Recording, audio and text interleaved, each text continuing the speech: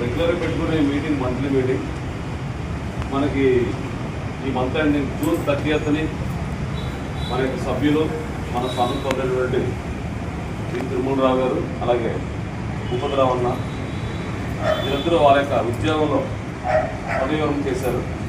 వాళ్ళు చేస్తున్నటువంటి ఉద్యోగం అది కాకుండా వీళ్ళిద్దరూ మనకి తెలుసున్నంతగా అంటే నేనైతే విశాఖపట్నం నుంచి ఒక 33 years అయింది. లాస్ట్ 15 to 20 years నుంచి అన్నని భూపతిరావుని వీళ్ళని ఎక్కడో దిక్కున ఏదో ఉద్యమంలో యాక్టివ్గా చూస్తాం. అంటే మన షెడ్యూల్ క్యాస్ట్ షెడ్యూల్ ట్రైబ్ ఈ దళిత ఉద్యమంలో చాలా యాక్టివ్గా పాల్గొన్న వ్యక్తులు మన భూపతిరావు గారు. అలాగే మన కోర్టు నుంచి అన్న తిరుమలరావు గారు కూడా అదేవిధంగా వీళ్ళిద్దరు ఎప్పుడు కూడా ప్రతి యాక్టివిటీస్లో కూడా మన కమ్యూనిటీ ఆర్గనైజేషన్స్లో ముందుండి నడిపించారు. అలాగే ఏ ప్రాబ్లం వచ్చినా ఏ అట్రాసిటీ వచ్చినా చుండూరు కానీ లేదా కారంచేడు కానీ మొన్న లక్ష్మీపేట వరకు ప్రతి యాక్టివిటీస్లోనూ వీళ్ళు యొక్క పార్టిసిపేషన్ ఉంది. అందులో ఆ యాజిటేషన్లో వీళ్ళ పార్టిసిపేషన్ ఉంది. సో వీళ్ళు మన సభ్యులు అవ్వడం, మన దేశవారి సభ్యులు అవ్వడం, మన సానుభూతిపరం అవ్వడం వల్ల ఈరోజు మనం వాళ్ళ యొక్క సేవల్ని మనకు గుర్తు చేసుకొని వారిని సత్కరించాల్సిన బాధ్యత మన మీద ఉందని ఈరోజు వాళ్ళిద్దరు కూడా పిలిపించాం. అన్న మనకి రిటైర్మెంట్ రోజు మనకి ఇన్ఫర్మేషన్ లేక మనం వాళ్ళ డాక్టర్కి వెళ్ళలేకపోయాం. అలాగే అన్న నుంచి మనకు వచ్చి కోర్టు నుంచి నిన్న తిరుమలలో కలిసి అక్కడికి వెళ్ళి ఆయన అక్కడ గౌరవించడం సన్మానించడం అయ్యింది. అందుకని అన్ని రోజు మన భూపతిరావు అన్న గారిని ఇక్కడ మన మీటింగ్లో గౌరవించామని ఇక్కడికి తీసుకొచ్చాం. సో ఒకసారి మన దుర్గారావు గారిని ఒకసారి మన భూపతిరావు అన్న గారితో మాట్లాడుతూ కోరుతున్నాం.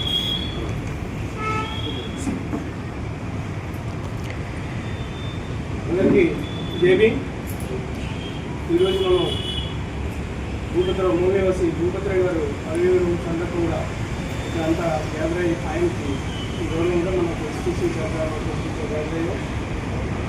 భూపతిరావు గారు గురించి ఒక 2 మాటలు నేను తెలిసి ఆయనతో నా సహచర్య 5 ఏళ్ళు ఈ 5 ఏళ్లలో ఆయనతో ఉన్న సహచర్యం బట్టి ఆయన గురించి చిన్న 2 మాటలు చెప్తున్నాను.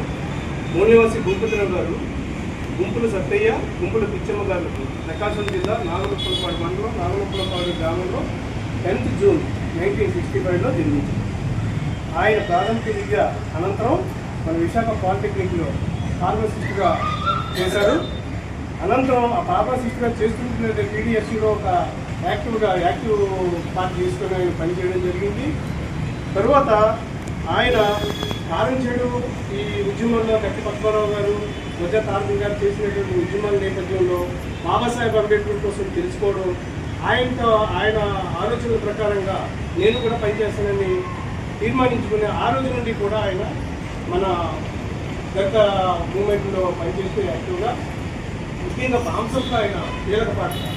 ఆయన నాకు పరిచయమే మాంసంలో మన బ్రాహ్మణ గారు, భూపతి గారు నేను డాక్టరేట్లో ఉంటుండగా మాకు పరిచయం అయ్యి మనకి మాంసప్ని పరిచయం చేసి ఆ విధంగా మనకు ముందుకు పనిచేశారు. ఆయన బాబాసాహెబ్ అంబేద్కర్ కోసం ఆయన హాస్పిటల్ ఆకర్షితులై మూలనివాసి ఉద్యమంలో పాల్గొన్నారు. అంతేకాదు భూపతిరావు గారు మంచి గాయకుడు కూడా. ఆయన భోజన కళామండలికి గౌరవ అధ్యక్షుడు ప్రస్తుతం. దాని ద్వారా ఎంతోమంది కళాకారులకి ఆర్థిక సేవలు అందించి వాళ్ళని చాలా ఆదుకున్నారు.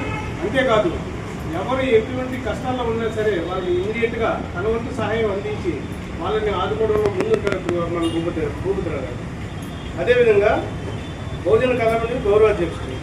ఆ తర్వాత ఈయన ఫార్మసిస్ట్గా కంప్లీట్ చేసిన తర్వాత 1st August 1995లో మన ఎన్ఏడీలో ఫార్మసిస్ట్గా జాయిన్ అయ్యారు.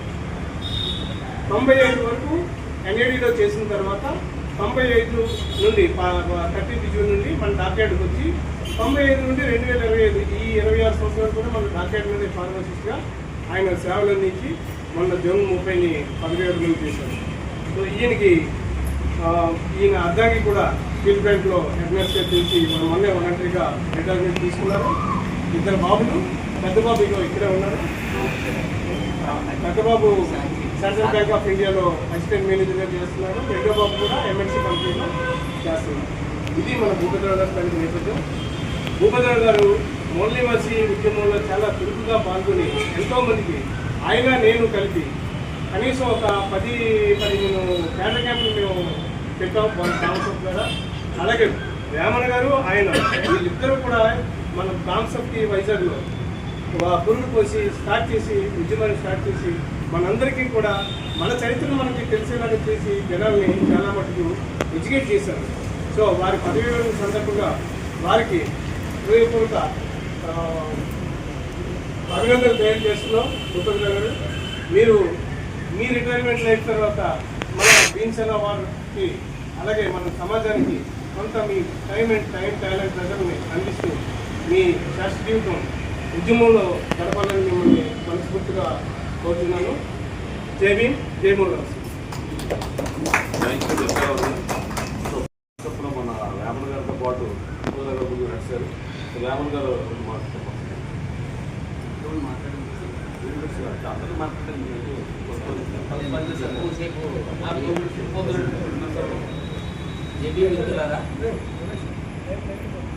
నేను ఈ సమావేశంలో హాజరవడానికి చాలా సంతోషిస్తున్నాను.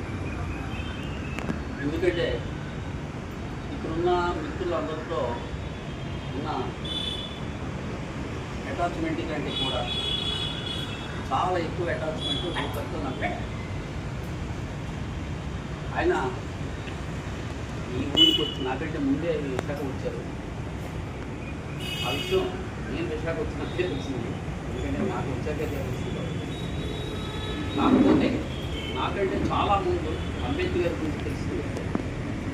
నీళ్ళు జెండా, నీళ్ళు రాజకీయాలు, అంబేద్కర్ గురించి, దళిత ఉద్యమాల గురించి నాకంటే చాలా చాలా ముందు తెలిసింది.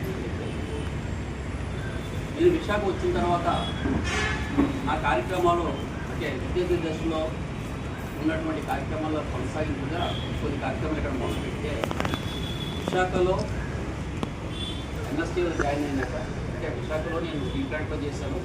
కానీ తర్వాత విశాఖలో స్థిరపడిన తర్వాత నా కార్యక్రమాలు అంటే సుమారుగా నా కార్యక్రమాలు భూపతి సుమారు 14 ఉంటాయి కాబట్టి ఆ ప్రస్తావన చేయవలసిన అవసరం వచ్చింది. అంటే నేను చెప్పుకోవడం నుంచి కాదు, ఆయన పార్టిసిపేషన్ నా వ్యవహారంలో నా కార్యక్రమాల్లో భూపతి గారు ఏ రకమైనటువంటి పాత్ర నిర్వహించారు మా కార్యక్రమాల్లో, నేను తీసుకుంటున్న కార్యక్రమాల్లో అనేటువంటిది చట్టంలో భాగంగానే చెప్తున్నట్టు వేరే కాదు. వారు ఎన్ఎస్టీలో ఉద్యోగ రీత్యా వచ్చిన తర్వాత ప్రొఫెసర్ కె చలం గారి ద్వారా నాకు పరిచయం అయ్యింది. జ్ఞాపకం ఉంటాను. చలం గారు నాకు అప్పటికే మంచి మిత్రుడు, అంటే పెద్దవాడైనప్పుడు కూడా చాలా క్లోజ్. అయితే ఆయన ఏం చెప్పాడంటే ఏదోలాగా ఎన్ఎస్టీఎల్లో వచ్చేటట్టు చూడైనా ఈజ్ ఎ టాలెంట్ నేను చాలా ప్రయత్నం చేసినప్పుడు కూడా అందులో బోర్డు మెంబరు ఎవరో మన ఎవరో ప్రచండ ఎస్ఎస్టీ బోర్డు మెంబర్ ఆయన నా మాట వినలేదు. ఆయన కొంచెం ఎక్కువే అన్నింటిలో. తర్వాత నేను బోర్డు అయిపోయిన తర్వాత ఏమైందని అడిగాను. తిట్టేశాడు బయటికి. తిట్టేసేసి మెరిట్గా వస్తారయ్యా ఎటుందా మేము ఓడిసాడు అడిగాను. మెరిటో చేసండి జలంగా చెప్పారంటే జనరల్గా సాధారణంగా చెప్పాడు. మెరిటోస్ అయితే వస్తాడు, కొద్దిగా నన్ను ఎందుకు అడగడం అన్నట్టుగా మాట్లాడింది. ఓకే అయిపోయింది. ఫైనల్గా జరిగింది ఏంటంటే ఈ ప్లేస్లో ఇంకొక ఆయన రిక్రూట్ అయ్యాడు. వీళ్ళిద్దరు క్లాస్మేట్స్ అప్పారు. అడిగితే భూపతి గారిని అడిగితే ఓకే నాకంటే ఆయన సెలెక్ట్ అవ్వడం లేదు. సెలెక్ట్ అవ్వడంలో అభ్యంతరం అయితే ఉంటుందండి. సుమారుగా ఆయన ఓకే ఈక్వల్ టు అక్కడితో ప్రారంభమైంది. ఎన్ఎస్టీలో అసోసియేషన్ పెట్టడం, అసోసియేషన్లో అంబేద్కర్ జయంతి ఉత్సవాలని ఆర్డినెట్ని చాలా సీరియస్గా చేసుకునే క్రమంలో భూపతి గారు ప్రతి ఎన్ఎస్టీలో అంబేద్కర్ జయంతి కార్యక్రమంలో సుమారుగా ఎన్ఎస్టీలో ఎంపీలో అలాగే పనిచేసి సాంస్కృతిక మన దుర్గారావు గారు చెప్పినట్టుగా సాంస్కృతిక కార్యక్రమాలు, తర్వాత అన్ని రకాలుగా ఉపన్యాసాలు అవ్వడం అన్ని రకాలుగా ఉండేవారు. ఆ తర్వాత క్రమంలో నెమ్మదిగా వారు మన డిఫెన్స్లోనే మా డిఫెన్స్లోనే డాక్టర్ ఎన్ఎస్టీ ఎన్ఏడిలో ఆ కొనసాగింపు అలాగే జరిగింది.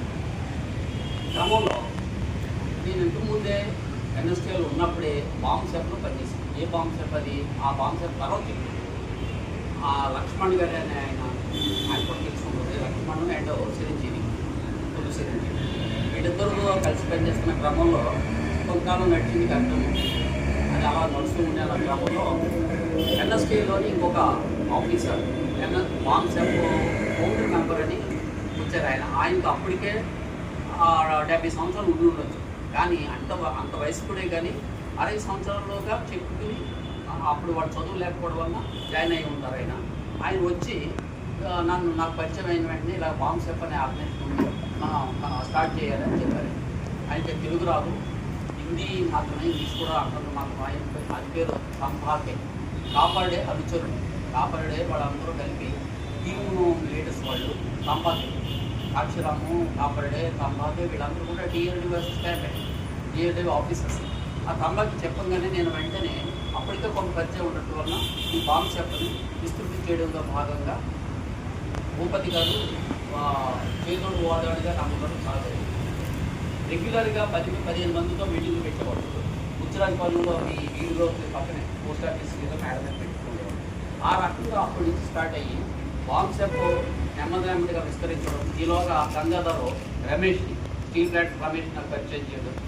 మేమిద్దరం కలిపి, రమేష్ నేను కలిపి చాలా సీరియస్గా వర్క్ చేస్తున్న క్రమంలో భూపతి గారు డిఫెన్స్ బాంసెఫ్ యూనిట్కి ఈయన తర్వాతని ఈ ముందు ఉండేవాడు. తర్వాత కాలంలో మన ఉత్తమ్ భాస్కర్ వస్తే ఆయనకి హ్యాండ్ ఓవర్ చేయడం జరిగింది. అయితే మొత్తం ఇండియాలో ఉన్నటువంటి బాంసెఫ్ యూనిట్లో విశాఖ బాంసెఫ్, ఆంధ్ర బాంసెఫ్ యూనిట్ చాలా స్ట్రాంగ్ ఉండేది ఆ రోజు. ఆ ఆంధ్రాలో ఉన్న బాంసెఫ్ యూనిట్లో అక్కడేమో గంగాధర్ ఉన్నాడు రాజమండ్రిలో, విశాఖలో నేను, ఆ తర్వాత కాలం వచ్చినటువంటి సచివాలు, తర్వాత పోస్ట్ నుంచి మన తాతారావు టీఆర్ ఉండేవారు. ఉంటే మేమందరం ఉన్నప్పుడు కార్యక్రమాలు చేస్తున్న దాంట్లో విశాఖ డిఫెన్స్ బాంసెఫ్ యూనిట్కి నేను, భూపతి, ఉత్తమ్ బాగా వర్క్ చేసేవాడు. ఆ యూనిట్ విశాఖ యూనిట్ మొత్తంలో ఈ యూనిట్ చాలా స్ట్రాంగ్గా ఉంది. మొత్తం ఏవైతే విధానాలు లేడౌన్ చేశామో ఈరోజు కొనసాగుతున్నవి అది విశాఖ బాంసెఫ్ యూనిట్ నుంచి ప్రారంభమైనవి మాత్రమే. క్యాడర్ క్యాంపులు పెట్టడం, క్యాడర్ క్యాంపులో క్వశ్చనీర్ ఇవ్వడం, క్వశ్చనీర్స్కి ఆన్సర్స్ ఇవ్వడం, ఫీడ్బ్యాక్ ఇవ్వడం, ఆ ఫీడ్బ్యాక్ని రికార్డ్ చేయడం, ఇచ్చినటువంటి ప్రతి దానికి ఓపెన్కి లిస్ట్ అవుట్ చేయడం, ఆ లిస్ట్ అవుట్ చేసినవన్నీ వాళ్ళకి ఇవ్వడం, ఇవన్నీ కూడా డిఫెన్స్ బాంసెఫ్ యూనిట్ నుంచే ప్రారంభమయ్యాయి. దాంట్లో ప్రధానికి ఈయన కన్వీనర్గా ఉండేవారు, ఈయనే కన్వీనర్గా ఉంటూ చేసేవారు. మొట్టమొదటి ఆంధ్రప్రదేశ్లో మొట్టమొదటి బాంసెఫ్ బహిరంగ సభ ఆయన అధ్యక్షునే జరిగింది. అది కూడా ఎన్ఎస్టీఎల్ కేంద్రకొండగా జ్ఞాపకం ఉంటుంది. తోటలో ఇప్పుడు పెద్ద బిల్డింగ్ ఉంటుంది, ఆ తోటలో పెట్టడం జరిగింది. ఎందుకు ఆయన అధ్యక్షుడు జరిగిందంటే ఆ కార్యక్రమం ఏ సందర్భంగా జరిగిందంటే ఇప్పుడు బీజేపీ అధికారులు ఉంది కదా, అప్పుడు బీజేపీ అధికారులు ఉండే ఉంటూ వరుసలో ఆయన్ని కాల్ చేశారు. ఏదో ఆయన్ని పిల్లల్ని మార్చి బ్యాన్లో కాల్ చేస్తే అది నేను చూసుకుని వెంటనే బహిరంగ సభ పెట్టడం జరిగింది. ఆ బహిరంగ సభకు ప్రధాన మెయిన్ ఎవరంటే ప్రొఫెసర్ కేపీ సుబ్బారావు, వాడు అమ్మయ్య, చిన్నారావు గారు అమ్మయ్య. ఆ తర్వాత దాన్ని రిసర్చ్ చేయవలసిందిగా నేను ఎక్కువగా చెప్పాను, ఎవరికి రమేష్తో చెప్పాను, స్టీల్ ప్లాంట్ రమేష్. అప్పటి వరకు ఒప్పుకుని బాంసెఫ్ బహిరంగ సభలు పెట్టకూడదట అని చెప్పి తను రావడం మాటిస్తే కేంద్రం పెట్టి నిర్వహించడం జరిగింది. ఆ తర్వాత టైంలో కాపాడే గారు రావడం, కాపాడే గారు నడవడం, కాపాడే గారు ఏమో బాంసెఫ్ బహిరంగ సభ కూడా పెట్టాలని ఆయన క్లారిఫికేషన్ ఇవ్వడం. ఇచ్చిన క్రమంలో ఈయన నాయకత్వంలోని సహచర్యంలో గోపాలపట్నం హై స్కూల్లో చాలా బహిరంగ సభలు పెట్టాము. ఓబీసీలకి రిజర్వేషన్స్ ఇవ్వాలి అనేటువంటిది, ఓబీసీలు ప్రమోషన్లో రిజర్వేషన్ ఇవ్వాలి అనేటువంటి తప్ప ఓబీసీలకు రిజర్వేషన్ లేదు. ఇటువంటి అనేకమైనటువంటి అంశాలపైన అలాగనే మన డాక్టర్ ఒకరు ఉంటాడు, కూడా మనకు తెలిసిన ఆయన అప్పటికి డాక్టరేట్ చేస్తున్నాడు, తెలుగు ప్రొఫెసర్. ఇలాగా అనేకమైన కార్యక్రమం. ఓకే, అది బాంసెఫ్కి సంబంధించినటువంటి అంశం. ఇకపోతే ఎన్ఎస్టీలు, అసోసియేషను, అంబేద్కర్ జయంతులు, బాంసెఫ్. ఇది కాకుండా ఇంకొక అంశంలో కూడా మీరు చాలా చురుగ్గా పనిచేస్తారు. ఏంటంటే విశాఖలో all India defence SC/ST employees federation పెట్టడం జరిగింది. దాని విత్తనాలు కూడా నేనే వేయడం జరిగింది. దాటిలో కూడా చాలా కీలకమైన పాత్ర ఈయన 22 ఆర్గనైజేషన్స్ ఐడెంటిఫై చేసింది. DRDO డిఫెన్స్, MES, MOV, డాక్యార్డు, తర్వాతనే చాలా ఆర్గనైజేషన్స్, ఐఎన్ఎస్ డేగా, ఎంఈఎస్, ఇలాంటి అన్ని ఆర్గనైజేషన్లు ఆర్గనైజ్ చేసి మీటింగ్ పెట్టేవారు. ఆ మీటింగ్కి వేదిక ఎక్కడ? భూపతి గారి ఆధ్వర్యంలో ఉన్నటువంటి ఎన్ఈడి ప్రక్కన ఉన్నటువంటి శివాలయం జ్ఞాపకం ఉంటుంది, శివాలయంలో పెట్టేవాడు. అది కన్వీనియంట్గా ఉండేది. ఇలాగా ప్రతి పిన్ పాయింట్గా ప్రతి ఒక్కరిని డిఫెన్స్లో ఉన్నటువంటి ఎస్సీ ఎస్టీ ప్రతి ఒక్కరిని టచ్ చేసాం. ప్రతి ఒక్కరి దగ్గరికి వెళ్ళింది ఎస్ఐగా కూర్చున్నవాడు. తర్వాత దాని ఇన్ఫ్లుయెన్స్తో భూపతి గారు ఎన్ఐడిలో అసోసియేషన్ ఎప్పటికే ఉండేది, కానీ అది మన అసోసియేషన్ తెలుసు కదా, ఎక్కువ పల్లాలు ఎక్కువ ఉంటాయి, డైల్యూట్ అయిపోతే వీరు ఇనిషియేట్, నేను ఎన్ఎస్టీఎల్లో డైల్యూట్ అయిపోతే నేను ఎలా లైవ్ చేంజ్లో తీసుకొచ్చానో అలాగే వీరు ఎన్ఐడిలో అసోసియేషన్ని లైవ్లో పెట్టి అద్భుతమైనటువంటి 2-3 సార్లు అంబేద్కర్ జయంతులు చేయడం, అంతవరకు రానటువంటి హెడ్ ఆఫ్ ద ఎన్ఐడిని చీఫ్ గెస్ట్గా పిలిచి నిర్వహించడం. ఆ నిర్వహించిన దాంట్లో ఎన్ఐడి చీఫ్ అంబేద్కర్ జయంతుల్లో అంబేద్కర్ యొక్క గొప్పతనాలను వాళ్ళు నోటంట చెప్పడం అనేటువంటిది ప్రారంభమైంది ఈ విధంగా. ఇది కాకుండా ఇప్పుడు ఉదయ భాస్కర్ మీ అందరికీ చాలా సుపరిచితుడు. అతనికి ట్రైనింగ్ క్యాంప్ అని ఎన్ఎస్టీఎల్ నాయకత్వంలో వీరు నాయకత్వం తీసుకుని అక్కడ సింహాచలంలో ట్రైనింగ్ క్యాంప్ పెట్టి ట్రైనింగ్ పాటలు డప్పు ట్రైనింగ్ క్యాంపులు పెట్టి 3 రోజులు 4 రోజులు నిర్వహించారు. అప్పుడు కూడా చాలా ఇంపార్టెంట్గా ప్లాన్ చేసినటువంటి దాంట్లో భూపతి గారు ఉన్నారు. ఇలా ఇంకొక మెయిన్ మైల్స్టోన్ ఏమంటే సార్, మూల నివాసి అనే పదం మీరు ఇప్పుడే విన్నారు, కానీ మూల నివాసి మీద సెమినార్ పెట్టారు. ఎక్కడ? ఆంధ్ర యూనివర్సిటీలో జ్ఞాపకం ఉంటుంది. సెమినార్ పెడితే ఆ సెమినార్కి పిఓడబ్ల్యూకి సంబంధించినటువంటి ఒక అమ్మాయి వస్తే ఆ సందర్భంలో కూడా కమ్యూనిస్టులు ఏ ప్రాంతంలో ఎంత స్థలాన్ని ఆక్రమించారో ఆక్రమించిన స్థలాల్లో అత్యంత పేదలైనటువంటి దళితులకి ఎంత ఏరియా ఇచ్చారు అనేటువంటి ప్రశ్నించడం, మూల నివాసి సంఘం పైన ఆ సెమినార్లో కూడా మీరు చాలా కీలకమైన పాత్ర వహించారు. ఇలా చెప్పుకుంటూ పోతుంటే అలాగే గురుగారు శేఖర్ ఈయన మరి అప్పటికి ఉన్నారో లేదో తెలియదు, కానీ వీరు హెచ్పిసిఎల్లో ఒక ఉద్యోగిని మాధవత కిషన్ ఉద్యోగం తీసేస్తే ఆ ఉద్యోగం గురించి అప్పటికి కూడా ఉద్యోగంలో వచ్చాను, నేను ఉద్యోగంలోకి వచ్చేసాను. ఉద్యోగం గురించి రాత్రి అనక పగలనక సుమారు ఒక 4 రోజులు స్ట్రగుల్ చేశాను. అలాగనే ఒక కాలేజ్ ఉంది, ఓల్డెస్ట్ కాలేజ్ ఇక్కడ విశాఖలో, ఎన్టీ రామారావు వాళ్ళు పనిచేస్తారు. ఇక్కడ ఏవిఎన్ కాలేజ్లో ఒక అతను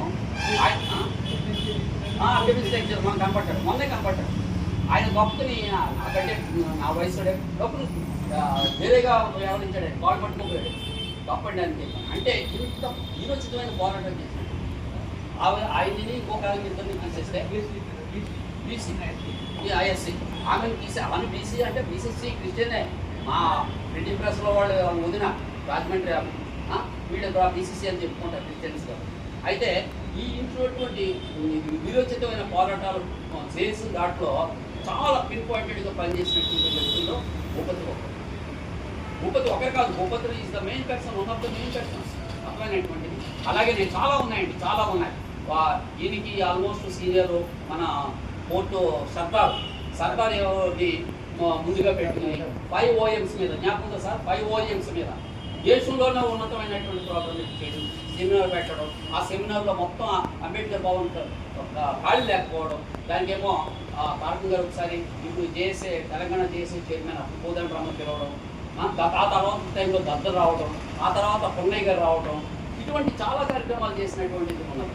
ఇవన్నీ ఎందుకనంటే సమీక్షించుకోవడం, ఒక అంటే బైబిల్లో ఒక వాక్యం ఉంటుంది, ఒక నీతిమంతుడి గురించి ధ్యానించుకోవడం మన జీవితాలని ఉన్నతం చేస్తాయని ఉంటారు. అంటే ఒక వ్యక్తి యొక్క వ్యక్తిత్వాన్ని, సామాజిక వ్యక్తిత్వాన్ని మనం అధ్యయనం చేయడం ద్వారా, చర్చించడం ద్వారా మనం ఎక్కడ ల్యాకింగ్లో ఉన్నాం, మన ముందు చేసిన వాళ్ళు గొప్పతనాలు ఏమిటి, మనం అంతకంటే గొప్పగా చేయాలంటే ఏమిటి, ఇతరులు ఆగిందా. వాట్సాప్ వచ్చాను నేను, వాట్సాప్ చెప్తానండి, చెప్పాలి. ఎందుకంటే మనం ఈ స్నాక్స్ అయితే ఇద్దరు తాగేసి ఉన్నాం. ఇందులో చాలా మందికి తెలుసు ఆ బాంబ్ షాప్ గాడి తప్పిందనే విషయాన్ని నేను ముందుగానే గమనించి పక్కకు వచ్చిన టైంలో ఆయన చాలా వివరాలు ఇచ్చి ఇవ్వడం జరిగింది. వాళ్ళు ఇప్పుడు కన్విన్స్ అయ్యారు. ఆ బాంబ్ షాప్ నుంచి బయటకు వచ్చినటువంటి రవి సిద్ధార్థ ఈ కార్యక్రమాలు పెడుతున్నప్పుడు నేను ఈయన్ని బాంబ్ షాప్లోకి రవి సిద్ధార్థ దగ్గర ఇన్వైట్ చేసి చెప్పడం జరిగింది. చెప్తే ఆయన కొంత కాషన్స్ ఇచ్చారు. నాకు కొన్ని ఇబ్బందులు ఉన్నాయండి. ఇబ్బందులు ఉన్న అతను సరిచేద్దామండి అని అంటే నా మీద గౌరవం కొద్ది ఆయన తిరుమల వీళ్ళిద్దరూ కూడా భీమసేన వారికి రావడం జరిగింది. ఆ క్రమంలో భీమసేన ఏదో రకరకాల ఎత్తు పొలాల్లో జరగడం మీకు తెలుసు. ఆ క్రమంలో ఈ భీమసేన నుంచి బయటకు వచ్చి అంటే భీమసేన వాదుల పరిణామం క్రమంలో భీమసేన అధిపేతగా గొప్పవాడిగా చదవమని అవుతున్నటువంటి రవి సిద్ధార్థని చాలా మెటిక్యులస్గా విమర్శించి అతను చేస్తున్న తప్పులు ఏమిటనేటువంటి చెప్పి వాట్సాప్ నిండా రాతలు రాసినటువంటి గొప్ప వ్యక్తి. ఎందుకంటే ఆయన ఎవరో దుర్గారావు అనేది తెలుసు. ఆయన సంఘంలో పనిచేస్తున్న వాళ్ళు ఎలా పనిచేస్తున్నారో అవినీతి పరులని నువ్వు అవినీతి పరుడు అని చెప్పడానికి కూడా భయపడిపోతున్నారు, వచ్చుకోసేసుకుంటున్నారు అవినీతి పరుడు. అటువంటిది రవి సిద్ధార్థతో తిరిగి రవి సిద్ధార్థ అవినీతి పరుడు అని చెప్పడానికి ఏ రకమైన మొక్కటం లేకుండా వాట్సాప్లో విపరీతంగా ప్రచారం చేసి ఎందుకంటే కలుపు మొక్కలు తీసేయాలి అని చెప్పినటువంటి వ్యక్తులు ఆయన ఒకడు వాయిస్ అని నేను చాలా కాలం రికార్డ్ చేసి ఉంచాను. ఆ తర్వాత మిస్ అయింది. చాలా స్పష్టంగా చెప్పడం జరిగింది. అంటే ఈ భీమసేన వారు నిలబడటానికి అప్పుడున్నటువంటి భీమసేన దుర్మార్గతని ఎండగట్టడంలో కీలకమైన పాత్ర వహించారు. అలాగనే మన మిత్రుడు కూడా ఈయన కూడా ప్రత్యేకంగా పెడతారనే విషయం తెలిసి ఆయన మాట్లాడలేదు నేను. ఇది ఇలాగ ఇంకా చాలా ఉన్నాయి. అవన్నీ చెప్పుకొని పోతుంటే ఆల్రెడీ ప్రిసైడ్ చేస్తున్నటువంటి రాజేంద్ర ప్రసాద్ గారు కాషన్ ఇస్తున్నారు. అదే కాబట్టి నేను చూపిస్తున్నాను. ఇంకా చాలా చెప్పుకోవాల్సిన విషయాలు ఉంటాయి. ఎందుకంటే ఇంకొక అతి నిర్మిస్తూ ఇంతవరకు చేయలేదు ఎవరున్నా ఈ భవిష్యత్తులో చేయదు. అదేమిటి తెలుసా, మన పాటలు పాడతారు కదా ఆయన డప్పు తాతాజీ చచ్చిపోయిన రోజుని ఒక మెసేజ్ పెట్టి దాని ద్వారాగా భూపతి గారికి ఫోన్ చేసి అయ్యా తాతాజీ చచ్చిపోయినాడు మీరు రప్పించలేదు, కానీ అతను ఒక నిజాయితీగా పనిచేసినట్టుగా నాకు అనిపించింది. అతనికి ఏదో మనం చేద్దాము, ఒక 1,00,000 2 లక్షలు కలెక్ట్ చేద్దామంటే ఎస్ అన్నాగానే అంటే ఒక వ్యక్తి ముందుకు పెడతారు. ఒక ఎస్ అంటేనా ముందుకు పెడుతుంది, అది నో అంటే వెళ్ళదు. నో అంటే ఎలాగ ఆగిపోతుందో మీ అందరికీ అనుభవం ఉంటుంది. పార్టీకి ఎస్ అనగానే దాని ఉత్సవంగా తీసుకుని వాట్సాప్లో పెడితే 1921లో అది ఎక్కడ మనుషులు బయటికి రాని రోజులని 2021 అదే మనుషులు బయటకు రాని రోజు 2,70,000 రూపాయలు కలెక్ట్ చేయడం జరిగింది. ఒక టీంకి ఆయన సుమారుగా 70,000 ఆయన కలెక్ట్ చేయడం. 5 టీంలు ఏర్పడ్డాయి. 5 టీంలోని 2,70,000 కలెక్ట్ చేసి ఆ 2,70,000 కూడా ఫ్యామిలీ 2 కింద స్ప్లిట్ చేసి 2 ఫిక్స్డ్ డిపాజిట్ చేసి అలౌట్ చేసినటువంటి ఇంకెవరైనా చేయగలరా భవిష్యత్తులో? నేనైతే అనుకుంటున్నాను చేయలేదు అనుకుంటున్నాను. ఇటువంటి మైల్ స్టోన్ చాలా ఉన్నాయి. కొంతమంది వినబడరు ఏంటి, వాడు గుర్తు వాడు చెప్పుకోరు. వాడు అండర్ గ్రౌండ్లో వర్క్ చేస్తుంటారు. వాడు వేసిన విత్తనాలు వాడు ప్రయత్నాలు ఫలించే మనం అందరం కూర్చున్నామని అనుకుంటూ ఇటువంటి అవకాశం ఇచ్చినందుకు నేను ప్రధానంగా కృతజ్ఞతలు తెలియజేస్తూ, మీరు రిటైర్డ్ అయిపోయారు కాబట్టి అయ్యా మీ జీవితాన్ని చాలా చక్కగా ప్లాన్ చేసుకున్నారు. ఏ ఉద్యమకాడు మీకులా ప్లాన్ చేసుకోవాలి. ఎందుకంటే మీరు పీక్కి వెళ్ళారు, డౌన్కి వెళ్ళారు. అవి పర్సనల్గా మాట్లాడుకుంటే మన ఇద్దరికి తెలుసు. అందులో అవసరమైతే లైఫ్ని కుటుంబ వ్యవస్థను ముందుకు వెళ్ళడం కోసం చాలా కాంప్రమైజ్ అయ్యి మీ ఆశయాలను పక్కన పెట్టడం లేదు. ఆశయాన్ని కొంచెం అవసరం వచ్చినప్పుడు టీంలో ఉంచి ఇంకొకసారి సమతులంగా ఉంచి మొత్తం కుటుంబాన్ని ఇద్దరు పిల్లల్ని అద్భుతంగా ఉన్నతమైన స్థితికి తీసుకువెళ్ళగలిగింది. దేవుడి మీద నమ్మకం ఉన్నా లేకపోయినా దేవుడు అనేటువంటి పట్టించుకోకుండా కుటుంబ వ్యవస్థను కూడా చాలా జాగ్రత్తగా వ్యవహరించి ఈరోజు ఒక అంటే చాలామంది అనుకుంటూ ఉంటారు సోషల్ యాక్టివిటీ నుండి నాశనం అయిపోయేవాడిని. నువ్వు ప్లాన్ చేసుకుంటే భూపతి లైఫ్ ఈజ్ ఏంటది ఆదర్శం మనకి. ఎక్కడ ఆయన చాలా ఏమిటి తాగట్టు తెలుసని, పక్షి కన్ను తెలుసని, పక్షిని కాదు గురి పెట్టేవాడు కాదు, పక్షి కన్నును గురి పెట్టేవాడు. ఆ గురి పెట్టి వెళ్ళినటువంటి దానిలో చాలా అచీవ్మెంట్స్ ఉన్నాయి. అలాగే డిపార్ట్మెంట్లో కూడా ఎక్కడ సామరస్యంగా చాలా చక్కగా ఉంటూ చేశారు. కాబట్టి మీ డిపార్ట్మెంట్ నుంచి బయటకు వచ్చారు కాబట్టి వీలైనంత వరకు ఓకే మేడం ఆర్గ్యం ఒక విషయం కాబట్టి మీరు చురుకైన పాత్ర తీసుకోవాలని ఆకాంక్షిస్తూ మీ అందరికీ థ్యాంక్ యూ రామన్ గారు. చిన్నారావు గారిని భూపతి గారికి సన్మాన కార్యక్రమం చేయడం కోరుతున్నాను.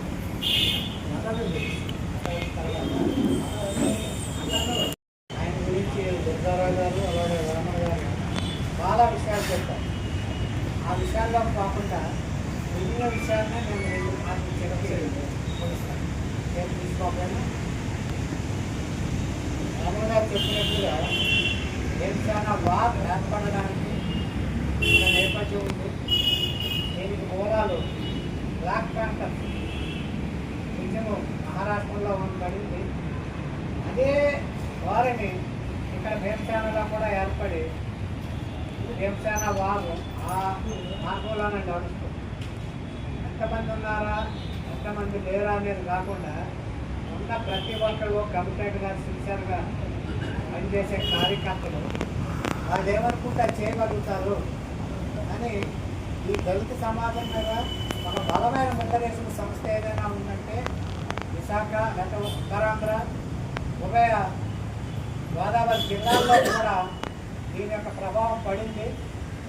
కాబట్టి దీన్ని ముందుకు తీసుకెళ్ళడానికి పునాదులు ఇలాంటి వాళ్ళందరూ కూడా పనిచేసి కార్యకర్తలుగా లీడర్లుగా ఫౌండేషన్ కాబట్టి మనం అంతకంటే చెప్పుకోవడానికి కూడా భీమసేన ఒక నిర్మాణాత్మకమైన స్థితిలో తీసుకెళ్ళాలి. నేను జాయిన్ అయిన తర్వాత ఒక నిర్మాణంలో తీసుకెళ్లాలన్న క్రమంలో మనం రిజిస్టర్ అయిన తర్వాత ఏం జరిగిందో మీ అందరికీ తెలుసు.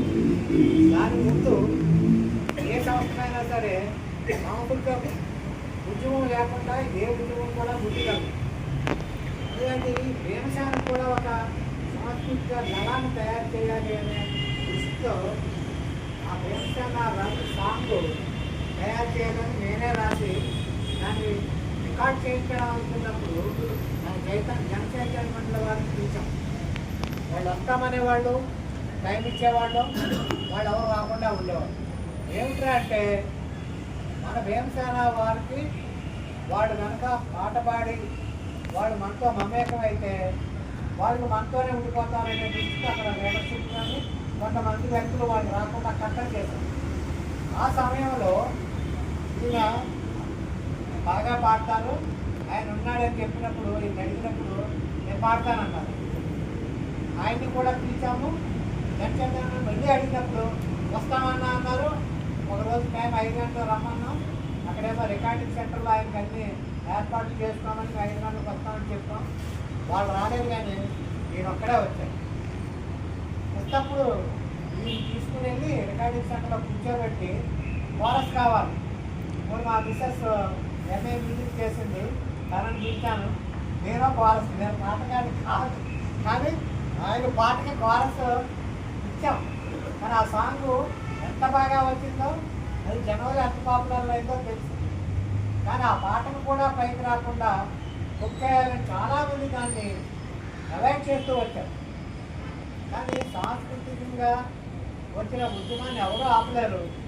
అసలు అది కానీ భీమసేన ఇవ్వకుండా ఉన్నట్లయితే ఆ సాంస్కృతిక ఉద్యమానికి మన భీమసేన తరఫున దీని ఒక రథసారథిగా అయ్యి దాన్ని ముందు నడిపించడానికి చాలా మంచి ప్లాన్స్ వేసాం.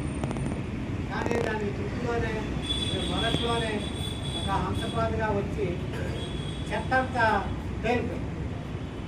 మళ్ళీ దాన్ని రీకూప్ చేయడానికి మనకి టైం పట్టవచ్చు.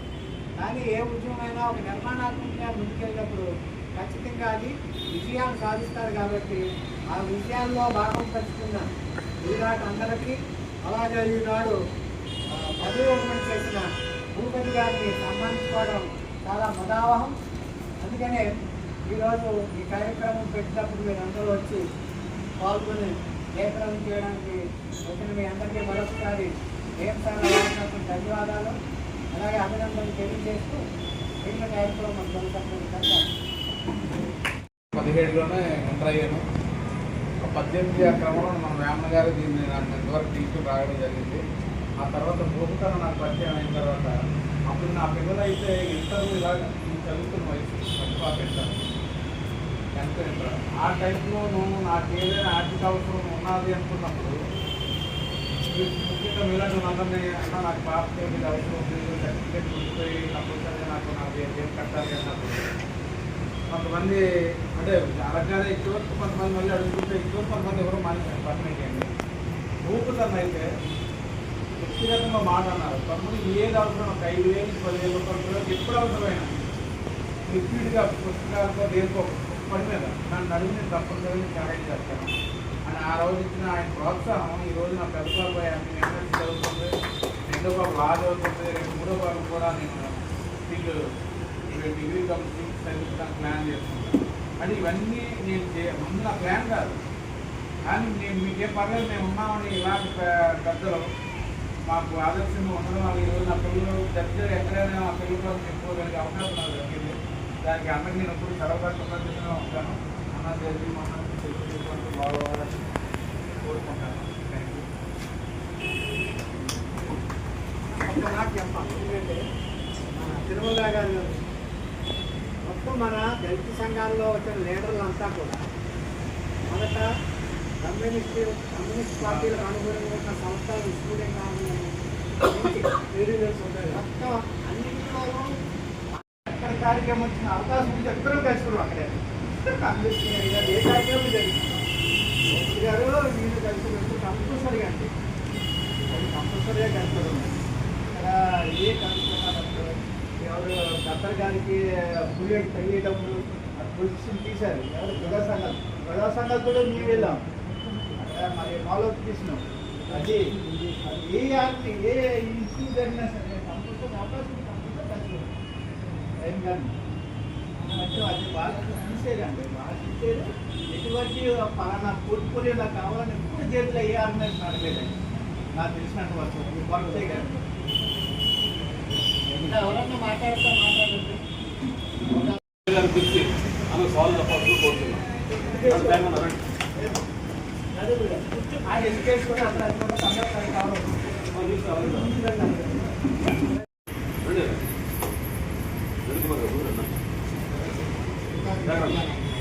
ఇలాంటివి కూడా ఉంటాయా? అభిమానం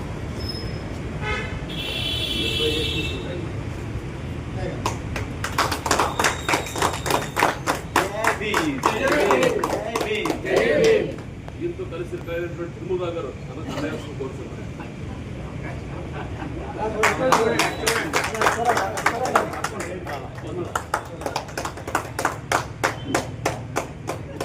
కుమారి మేడం గారిని మెమోరీ ఇవ్వాల్సి కోరుతున్నాం.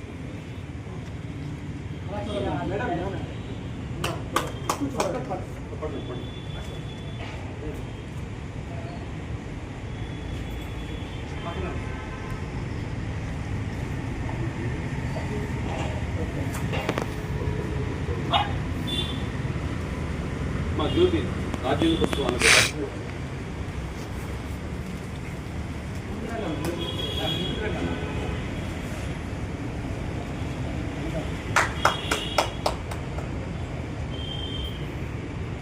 చిన్నారావు గారు స్పెషల్గా తెచ్చారు ఆయన సొంతంగా. ఆయన్ని రియల్ అంబేద్కర్ అయితే అందరికీ అంబేద్కర్ ప్రశ్న ఇవ్వాలని అనుకున్నాను, ఇంట్లో పెట్టుకున్నాను. అలాంటి వాడితో కూడా తిరుమల రావు గారికి ఇచ్చాను. మరొక అంబేద్కర్ అయితే మన భూపతి గారికి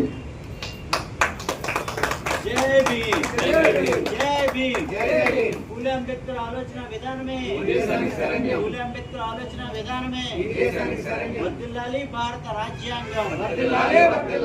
జై భీమ్. అలాగే నిన్న అందరూ సన్మానం చేసిన తిరుమల గారికి మేడం గారు బుక్ ఇస్తాను. తిరుమల గారికి వస్తు కోరుతున్నాను.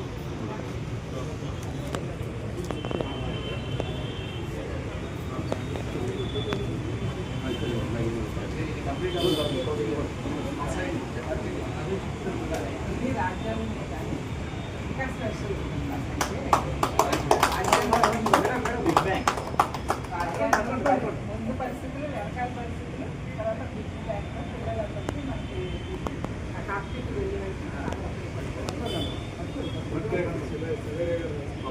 ఒకసారి సన్మానం చేస్తాను.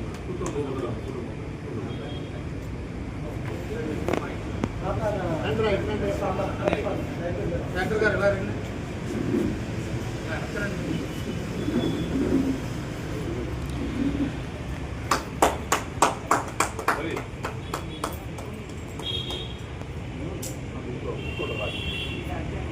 అది ఇక్కడ ఉంటుంది 2 కిలో.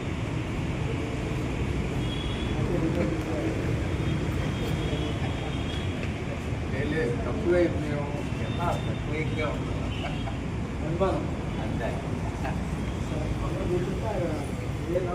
ఐడో కుమార్ గారు సార్ ఏంటి సార్ త్వరగా అందరూ వచ్చి గ్రూప్ ఫోటో దిగుదాం. మీ పక్కన నుంచి తీసుకున్నాను.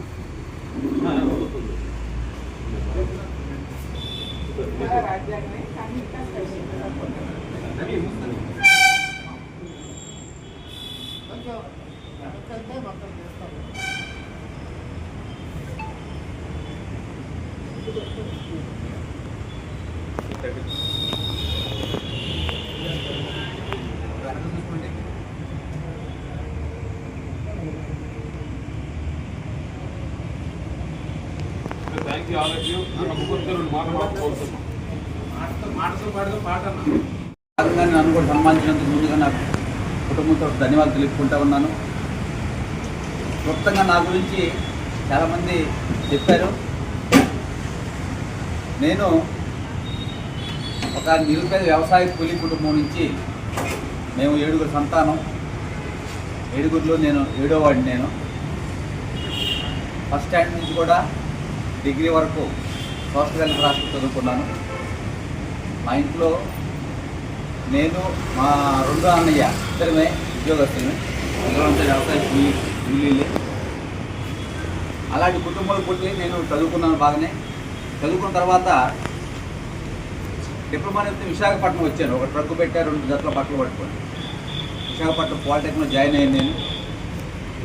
ఆ జాయిన్ అయిన క్రమంలో జాయినింగ్ నా యొక్క అకాడమిక్ లైఫ్ ఉద్యమంతో ప్రారంభమైంది. ఎలాగంటే అప్పుడు బర్మా క్యాంప్ అంటే రౌడీ బ్యాచ్ ఎక్కువ ఉండేవాడు. బర్మా క్యాంప్ కంచెపాలెం రౌడీ గ్యాంగ్ ఎక్కువ ఉండేవాడు. నెక్స్ట్ వాళ్ళు ఈవినింగ్ టైంలో హాస్టల్లో దొరబడి లోపలికి వచ్చేసి పిల్లల్ని ర్యాగింగ్ చేయడం, కొత్తగా వచ్చిన వాళ్ళు ర్యాగింగ్ చేయడం. నా నేపథ్యం ఏంటంటే సహజంగా డిప్లొమాలో జాయిన్ అయిన వాళ్ళు 10th క్లాస్ నుంచి వచ్చిన వాళ్ళు ఎక్కువ ఉంటారు అక్కడ. నేను ఇంటర్మీడియట్ చదివేసి ఐటీఐ స్టెనోగ్రఫీ చేసి బిఎస్సి డిస్కంటిన్యూ చేసి నేను డిప్లొమాకి వచ్చాను. నేను అప్పుడు నాకు 22 years నా ఏజ్. అక్కడేమో వాళ్ళంతా 10th క్లాస్ కుర్రగాడు 16-17 సంవత్సరాలు. వాడు ఒకటి తీసి నన్ను ర్యాగింగ్ చేయడానికి ట్రై చేసాడు.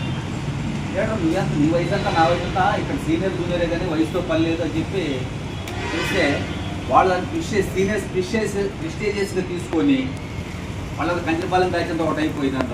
ఈవినింగ్ టైం నన్ను ఒక రూమ్ పిలిచేసి నన్ను కొంచెం అరెస్ట్ చేసేసి అప్పుడు ఎవరో చెప్పుకోవాలని చెప్పి నేను వెతికినప్పుడు అక్కడ పీడిఎస్ బాధ్యు ఆంజనేయులు గారు, ఆంజనేయులు అన్న మా ఆయన ప్రకాశం జిల్లా వాసి. ఆయన కూడా పీడిఎస్ జిల్లా అధ్యక్షుడు, రాష్ట్ర అధ్యక్షుడు సంథింగ్. ఇప్పుడు కత్తి పద్మా గారు తెలుసు కదా, వాళ్ళిద్దరూ సహజీవనం చేసేవాళ్ళు అక్కడ. ఆంజనేయులు అన్న ఆయన దగ్గరికి వెళ్ళాను నేను. అన్న ఇలాంటి పరిస్థితి ఉంది ఏంటి, నేను కొట్టేసి చదువు మానేసాను వెళ్ళిపోతాను, లేదంటే ఏదో ఒకటి జరుగుతుంది అని చెప్పినప్పుడు తమ్ముడు నేను అటువంటి డెసిషన్ తీసుకొచ్చి నేను ఎక్కువ మాట్లాడతాను చెప్పేసి ఇలాగ ఆయన వచ్చి అక్కడ మీటింగ్ పెట్టి అందరిని పిలిచి మాట్లాడడం. సో కొంత సమస్యపోయినట్టు ఉన్నా కానీ బట్ ఇష్యూ అలాగే ఉంది. నన్ను డైలీ మాటలతోటి, నన్ను సూటిపూడి మాటలతోటి నన్ను హెరాస్ చేసేవాళ్ళు వచ్చేటప్పుడు. ఇది పెద్ద పొడింగరా ఈ టైప్ అనమాట. ఇంకా నేను ఏం చేశానంటే అప్పటికే మన గురు సత్యనారాయణ అందరికీ మీ అందరూ తెలుసు, జనరల్ మా బ్యాచ్మేట్ అప్పుడు. నెక్స్ట్ ఇంకా పీడిఎస్ బాధ్యులు ఉన్నారు అక్కడ. ఒకరోజు నేను ఎర్లీ మార్నింగ్ టిఫిన్ చేస్తున్నాను ఒక 10 మంది కూర్చొని హాస్టల్ మెస్లో. నా ఆపోజిట్ ఒక ఎలక్ట్రికల్ బ్రాంచ్ అతను సీనియర్ కూర్చొని ఉన్నాడు. కూర్చొని నేను తినే యొక్క వ్యవహార శైలిని ఎక్కలు చేస్తా మాట్లాడాడు. అది వాడు ఎవడు ఎలా తింటున్నాడు, ఎంత తింటున్నాడు ఈ టైప్ అన్నమాట. అప్పటికే నాకు పీక్కి వెళ్ళిపోయింది నా కోపం. అంటే మేము కార్యక్రమ కుటుంబంలో యవనంలో ఉన్నాం. మేము అప్పుడు సెంచురాలని చెప్పినప్పుడు ప్రాణాలు తెగించి ఏం కాకుండా మేము మేము వెళ్ళి విజయనగర కాలనీ వెళ్తే మమ్మల్ని తీసుకెళ్ళి అరెస్ట్ చేసి లోపల పోలీస్ స్టేషన్లో వేశారు. అంటే అంత ఉద్రేకం ఉండేది మాకు. ఆ క్రమంలో ఈ సీనియర్ నన్ను ఏదో అయినా సరికి నాకు తట్టుకోలేక వెళ్ళి ఒక్కడే వెళ్ళాను. నా ప్రక్కన ఒక మిత్రుడు నా వెంకటేశ్వర అతను కూడా పీడిఎస్ బాధ్యుడు అతను కూడాను. నువ్వు వస్తావా రావా? ఉన్నాను మనోడు ఫోన్ చేస్తాను. నువ్వు ఫోన్ చేసే అంతవరకు నేను ఆగను. ఈ దెబ్బతో నేను మానేసి వెళ్ళిపోవడమో అయితే కంటిన్యూ అవ్వడం జరగాలని చెప్పి నేను ఏం చేశానంటే వెళ్ళి ఆ అవతల పెట్టి బెంచులు నా ఆపోజిట్ బెంచులు కూర్చున్న వ్యక్తులు పట్టుకొని అప్పుడు నేను పీడిఎస్లో పాటలు పాడుతూ ఉండేవాడు. ఎక్కువ నన్ను పాటలకు ఉపయోగించేవాళ్ళు. నాయకత్వంలో రానిచ్చేవాడు కదా. ఓ పైల వాసుదేవ గారిని పెద్ద నాయకుడు ఉన్నాడు. ఆయన కూడా అప్పుడప్పుడు మస్తీలు అక్కడికి వస్తూ ఉండేవాడు. పాలిటెక్నిక్ చర్చిల్లో కూర్చోబెట్టడము ఇలా చేసేవాళ్ళు. ఎప్పుడైతే అంబేద్కర్ చేయడం అనేది నా జీవితం నాకు కనువిప్పు కలిగింది. ఎందుకంటే అప్పటి వరకు నన్ను పీడిఎస్లు మంచి గాయకుడు నాయకుడు అనేవాళ్ళంతా కూడాను అంబేద్కర్ ఏం చేయాలని చెప్పి ఆ కమిటీలు ఎప్పుడైతే నేను సభ్యుడిని యాక్టివ్ పార్ట్ తీసుకున్నానో అప్పటి నుంచి పీడిఎస్ లక్ష్యం దూరం అయిపోవడం ప్రారంభించారు. అంటే ఇప్పుడు లక్ష్మి ఉన్నారా, లక్ష్మి గారు కేఓడబ్ల్యూ లక్ష్మి గారు, వాళ్ళ వెంకటేశ్వర్లు, వాళ్ళ హస్బెండ్ వెంకటేశ్వర్లు, నెక్స్ట్ వీళ్ళంతా మీరు అలా ఉండకూడదు, అందులో ఉండకూడదు, ఇదే బాబు అందులో ఎందుకు ఉండకూడదు అంటే మనకు ఆ అంతర్లీనంగా ఉన్న ఈ విషయం అర్థమయ్యేది కాదు. అంటే వాళ్ళకి ఏంటి బాబాసాహెబ్ అంబేద్కర్ని అసలు ఉచ్చరించకూడదు. మావో మార్క్స్ లెనిన్ వీళ్ళ గురించి చెప్పాలి, ఇక్కడ జనశక్తి ఏ గ్రూపు ఉన్నాయి ఆ గ్రూప్ గురించి చెప్పాలంతే. అప్పుడు నేను నాకు కనువిప్పు కలిగి ఓహో ఇది అని చెప్పి నన్ను ఏం చేశారంటే వీళ్ళు 91లో ఫస్ట్ కార్యక్రమం జరిగిన తర్వాత విప్లవ పార్టీలో పొలం మీద చర్చ వచ్చినప్పుడు ఆ చర్చకి సంబంధించి మారోజు వీరన్న, మీరు అందరూ తెలిసే ఉంటారు. మారోజు వీరన్న ఆయన బహుజన సిపిఐఎంఎల్ఏ పార్టీలో ఒక గ్రూప్ పెట్టారు, ఎస్సీ ఎస్టీ ఓబీసీ. అందులో బహుజన వీరన్న చాలా టాలెంటెడ్ పర్సన్. ఆయన అనంతపురంలో ఒక పిలిపించారు రాష్ట్ర మహాసభలకి. ఆ పిలుపు పీడిఎస్ తరఫున నన్ను కూడా తీసుకెళ్ళారు, డెలిగేట్కి తీసుకెళ్ళారు. అక్కడ వీరన్నతోటి నేను ఇంట్రాక్ట్ అయ్యాను ఫస్ట్ టైం. ఆయన అంతే ఆయన చాలా గొప్ప వ్యక్తి వీరన్న. అసలు వెలుగు కానీ ప్రాణం పట్ల ప్రేమ కానీ ఏ ఉండవు. అసలు పేదోడి కోసం పనిచేయడం అనేది ఆయన లక్ష్యం. ఆ వీరన్నతోటి మాట్లాడే వీరన్నతోటి కలిసి నాకు అదృష్టం ఏంటంటే ఆయనతోటి అందుకోర గుద పొందుకునే పాట కూడా ఆయన పాట పాడుతుంది కోరస్ ఇచ్చాను. నేను చిన్నవాళ్ళంగా కోరస్ ఇచ్చామన్నమాట. ఆ క్రమంలో వీళ్ళంతా అక్కడికి మనుషులు అయితే వచ్చారు కానీ వాళ్ళ మనసుల్లో మాత్రం ఈ యొక్క కలయికని వాళ్ళు యాక్సెప్ట్ చేయలేదు. సోకాళ్ళు ఎవరైతే ఈ కమ్యూనిస్టులు ఉన్నారో లెఫ్ట్ భావజాలంతో వీళ్ళు యాక్సెప్ట్ చేయలేదు. ఆ క్రమం బయటకు వచ్చింది. అక్కడి నుంచి నాకు అర్థమైపోయింది విప్లవ రాజకీయాలు అర్థం అవ్వటం, మనం కొద్దిగా గొప్ప చదువుకోవడం వలన నా ప్రారంభించే పాలిటికల్ ఏం చేసిన తర్వాత ఏం చేశాడు, నేను పీడిఎస్యూలో సత్యనారాయణ నాయకత్వంలో ఒక ప్యానల్ వేసేసాను. Already general secretary Satyanarayana contesting general secretary contest చేశాడు. అప్పుడు పాలిటికల్ హాస్టల్ నుంచి గద్దరన్న వేషం దుప్పట్లో వేసుకొని పైన పాటలతోటి డబ్బులతోటి నామినేషన్ వినూత్నమైన కార్యక్రమం అక్కడ పాలిటికల్. మామూలు జనరల్గా ఏంటి వెళ్తారు వీళ్ళు ఎస్ఐ. ఎప్పుడైతే మద్దతు ఇచ్చామో హెడ్ ఆఫ్ డిపార్ట్మెంట్ పిలుపుకొచ్చున్నారు. ఇవేంటి చాలా ఇదిగా అయిపోతున్నమాట. రవికుమార్ అని కమ్మ అతను ఉండేవాడు, తెచ్చివాడు. చాలా నీ మీద యాక్షన్ తీసుకుంటాం. నేను చెప్పాను, ఒకటే చెప్పాను, నేను తప్పేం చేయలేదు. మీరు ఎలక్షన్ కండక్ట్ చేసి మేము కంటెస్ట్ చేస్తాం, మేము ప్యాన్ లేకపోతే కంటెస్ట్ దర్శనం, ఇందులో తప్పే ఉంది, మీ ఇష్టం ఏం చేసుకోమని చెప్పాను. చేస్తే ఆయన సెషనల్స్ మోసుకుంటాయి. నాకు ఫార్మకాలజీ అని ఒక సబ్జెక్ట్ ఉంటుంది ఫార్మసీ. అందులో 80కి 72 వస్తే సెషనల్స్ వాళ్ళ చేతుల్లో ఉంటాయి. 20కి 13 వేశారు ఆయన. అంటే మీకు మోసాలు ఉద్యోగాలు ఎలా మోసాలు జరుగుతాయి తెలుసు కదా. ఇది చరిత్ర. సరే పాలిటెక్నిక్ అయిపోయింది. అయిపోయిన తర్వాత నేను మీరంతా బహుశా మీరు చాలామందికి ఆ చరిత్ర ఉందో లేదో తెలియదు కానీ పాలిటెక్నిక్ అయిపోయిన తర్వాత కూడా పాలిటెక్నిక్ చదువుతూ బట్టల షాప్లో పనిచేస్తే ఇక్కడ పరమేశ్వర హాల్ పక్కన ఎస్కే గార్మెంట్స్ ఒక షాప్ ఉండేది, ముస్లిం ఆయన. అందులో నేను 4:30 to 10 వరకు పనిచేసేవాడు. ఎందుకంటే నాకు ఇంటి నుంచి డబ్బులు వచ్చేవి కాదు. అలాగే సెలవులు వస్తే పూర్తికాలం పనిచేసేవాడు. అందులో ఆయన లంచ్ పెట్టేవారు, వీళ్ళు డబ్బులు ఇచ్చి నా పుస్తకాలకే పాటలకే సరిపోయాను. అలా చదువుకొని హాస్టల్ అయిపోయిన తర్వాత కూడాను నేను డిస్టింక్షన్లో పాస్ అయ్యాను. హెడ్ ఆఫ్ డిపార్ట్మెంట్ తీసినందు ఈ వయసులో డిస్టింక్షన్ రావడం చాలా అరుదైన విషయం. చాలా పట్టుదల చదివని చెప్పి నన్ను అభినందించారు. అభినందించేసి తర్వాత ఒక ఆయన నన్ను క్రిప్స్ అని ఇక్కడ ఇందూరు దగ్గర ఫార్మా కంపెనీ ఉంది, క్రిప్స్ అనే ఫార్మ్ కంపెనీ. అందులో ఆయన అప్లికేషన్ జాయిన్ అయ్యాను. జాయిన్తో ఈ ఎగ్జామ్స్ ఎన్ఎస్సీలో నా నేపథ్యం ఫస్ట్ 12 రోజులకు పరిచయం చెప్పారు ఆయన. మళ్ళీ నేను రిపీట్ చేయను. సోమరాజు గారు ఎలాంటి వాళ్ళు అంటే ఎప్పుడైతే నేను గేటుకి ఫోన్ చేసి సో చెప్పి ఇన్ఫార్మ్ చేస్తారు వాళ్ళు గేట్ చేసి వెంటనే సార్ వచ్చారు. సార్ వచ్చేసి ఉద్యోగం వస్తుందా రాదా అది సెకండరీ, ఒక గ్రామం నుంచి వచ్చిన వ్యక్తిని ఎలా రిసీవ్ చేసుకోవాలో మనకు ఇక్కడ జనాలు మన వాళ్ళు ఒకరు ఉన్నారు అనే భరోసా నాకు సోమరాజు గారు చాలా ఇచ్చారు. వాళ్ళకి ఈ సందర్భంగా నేను కృతజ్ఞతలు తెలియజేస్తాను. అదేవిధంగా ఆ తర్వాత నేను ఎన్ఏడు జాయిన్ అవ్వడం, ఎన్ఏడులో 25 years నుంచి ఎస్సీ అసోసియేషను దాన్ని నేను అందుకొని తగలబెట్టేసి పక్కన పెట్టేశాను. మనకు కొద్ది గొప్ప కార్మికోద్యమంలో కొద్దిగా నాలెడ్జ్ ఉంది కాబట్టి నేను నాతో పాటు ఎన్ఏఐలో జయకుమార్ రెడ్డి మిత్రుడు ఉండేవాడు, చనిపోయాడు ఆయన ప్రస్తుతం, ఆయన ఉండేవాడు. మేమిద్దరం కలిసి 25 yearsని రెన్యువల్ చేసి సొంత డబ్బులతోటి అసోసియేషన్ రెన్యువల్ చేయించి ఎన్ఏడి చరిత్రలోనే మొట్టమొదటిగా కమ్యూనిటీ హాల్ డయాస్ మీద బాబాసాహెబ్ అంబేద్కర్ యొక్క జయంతిని జరపడం జరిగింది. కేఎస్ఆర్ కృష్ణయ్య గారిని ఎన్ఏడి చీఫ్ ఆయన జిఎం, ఆయన పిలిస్తే ఆయన ఏమన్నారంటే ఇప్పుడు లేదు కదా మీరు ఎందుకు చేస్తున్నారని చెప్పి నాతో ప్రశ్నించారు ఆయన. సార్ మరి అఫీషియల్ మీరు చేసిన పని అది మేము చేస్తున్నాం, మీరు అభినందించాలి, మరి వస్తారు రాయిస్తే మీ ఇష్టం, మా హెడ్ ఆఫ్ డిపార్ట్మెంట్ మిమ్మల్ని పిలిచాం, వస్తారు రాయిస్తే అప్టు అని చెప్పి మేము వచ్చేసాం. ఆయన సెకండ్ డే కబురు పెట్టాను నేను వస్తున్నా అని చెప్పి వచ్చి బ్రహ్మాండంగా మాట్లాడారు. వాళ్ళ ఊళ్ళో మన పట్ల వాళ్ళు చూపే కొలవేక్స్ గురించి కూడా బ్రహ్మాండంగా చెప్పారు. ఆ చెప్పే క్రమంలో అక్కడ సిఐటియు బ్యాచ్ ఉంది ఒకటి, సిఐటియు బ్యాచ్ థామస్ వర్గం ఒకటి, ఇంకో బీటీ మూర్తి అని, ఇలాగ డిఎల్ రెడ్డి ఎంతక్క బ్యాచ్ ఒకటి ఉంటుంది అనమాట. వాళ్ళంతా వాళ్ళు ఏంటంటే వీడు ఎవడో కొత్తవాడు వచ్చి వీడు ఏదో చెప్పేస్తున్నాడు జనాలకి, మన జనాలను అట్రాక్ట్ చేస్తున్నాడు, మన యూనియన్లో బానిసలుగా ఉన్న వాళ్ళందరూ వీడు ఏదో చెప్పేస్తున్నాడు, వీడిని ఎక్కడో స్టాప్ నిలుపుదల చేయని చెప్పి ఒక పన్నాగంతో ఆ మీటింగ్ జరుగుతుంటే పక్కన ఒక డిస్టర్బెన్స్ క్రియేట్ చేశారు, ఆర్పులు డౌన్ అయ్యేది సంథింగ్. అప్పుడు చేస్తే అప్పుడు ఆ మీటింగ్లో ప్రధాన వక్త ఎవరంటే నేను ఎప్పుడు మన మాటూరి డాక్టర్ మాటూరి వాళ్ళ నాన్నగారు రమణ గారు, ఆయనకి లాస్ట్ మా మీటింగ్లోనే వక్తగా మాట్లాడి చనిపోయారు. తర్వాత ఆయన పిలిచాం.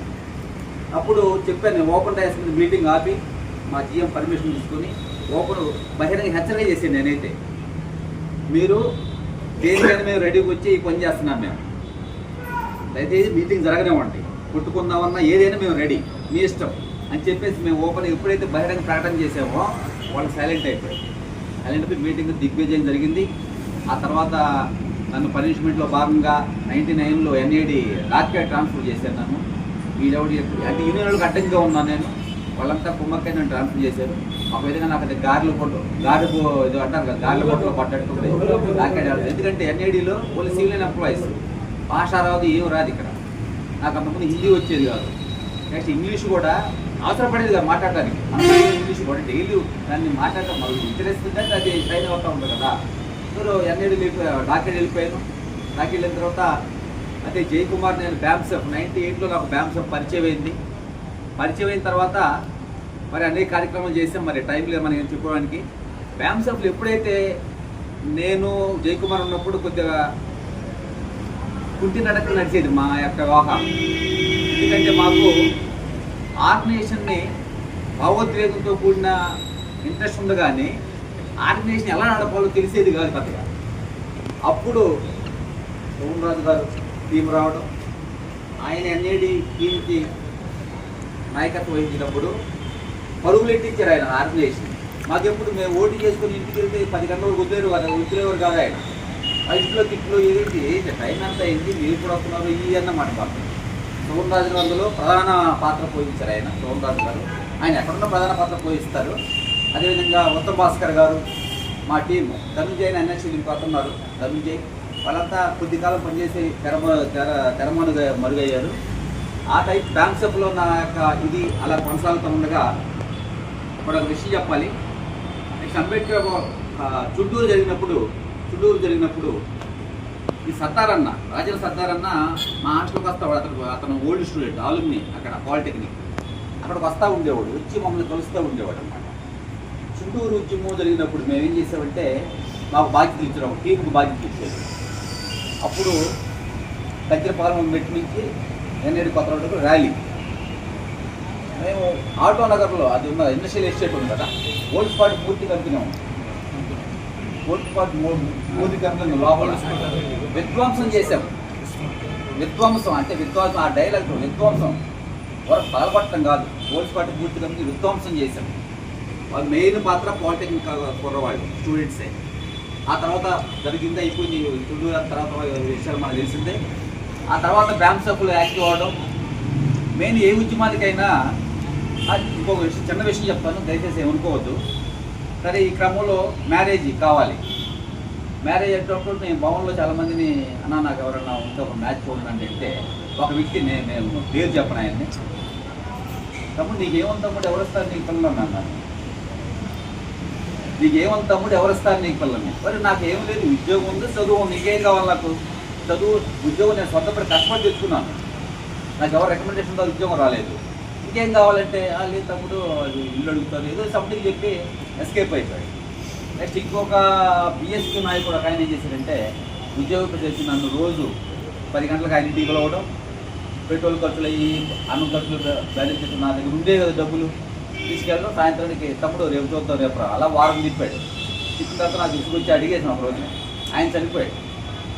రోజు అడిగేసాను నేను, ఏంటన్నా నేను పేదవాడిని, మీలాగా ఉద్యోగస్తుంది కాదు, నన్ను ఇలా చేస్తే ఎలాగంటే ఆయన తమ్ముడు మరి ఎలాగా ఓటన వస్తాయా, నేను ఎక్కడ పెట్టుకుని డబ్బులు అన్నా. ఈ సందర్భంగా రాజేంద్ర సర్దార్ అన్న ఒక వ్యక్తిత్వాన్ని గురించి నేను నా వ్యక్తిగత అభిప్రాయం చెప్తాను. ఇక్కడ నేను ఇంటర్వ్యూకి వచ్చి ఎన్ఎస్సీ ఇంటర్వ్యూకి వచ్చి వెళ్ళేటప్పుడు నాకు 100 రూపీస్ డబ్బులు తగ్గినాయి ట్రైన్కి వెళ్ళడానికి. అప్పుడు రాజేంద్ర సర్దార్ అన్న కంచిపాలెం అక్కడ పోర్ట్ క్వార్టర్స్ ఉంటాయి కదా, ఆ బ్రిడ్జి కిందకి వెళ్తాం, అక్కడ ఉండేవారు ఆయన. ఆయనకి వెళ్ళాను, ఇంటికి వెళ్ళండి, ఆయన నడుచుకుంటాం.